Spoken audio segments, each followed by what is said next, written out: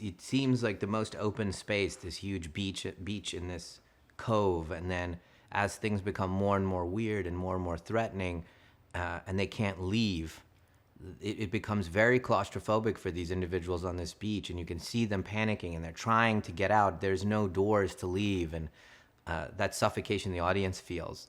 And what used to be beautiful now becomes oppressive and dangerous. The water, which looks so beautiful at first, just becomes death to you. That slow turn from something that was safe to something that's unsafe is a beautiful goal of ours in the movie. You know, I think it's ultimately, if we were talking about a genre, it would probably be in the sci-fi thriller genre. But all of the films have a very strong dramatic film at the center of it. That's really the engine underneath, the emotional engine, but the clothes are the genre. And I think from Sixth Sense on, that kind of fusion of drama and thriller has been the one that feels satisfying to me. I never wanted you to feel safe. I wanted you to be figuring out something, and then another thing comes on you. And now you're trying to figure out two things, and now a third thing comes on you.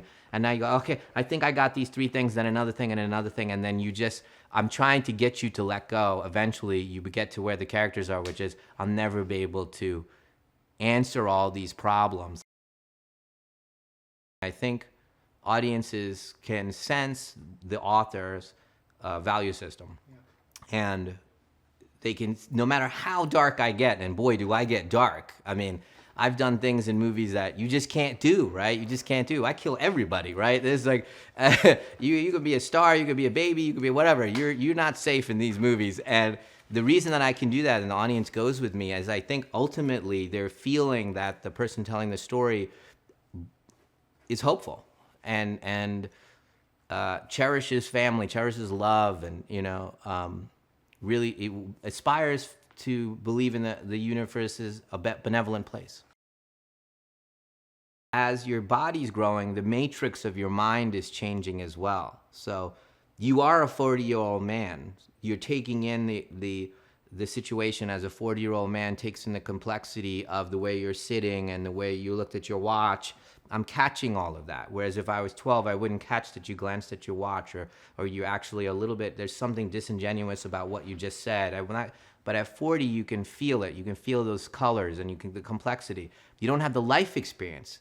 So there's that gap in the life experience, but the matrix in how you're taking in the world is complex and subtle. So that was very specific for the actors. I said, don't make it seem like you are 12 and now you're taking in information like a 12-year-old.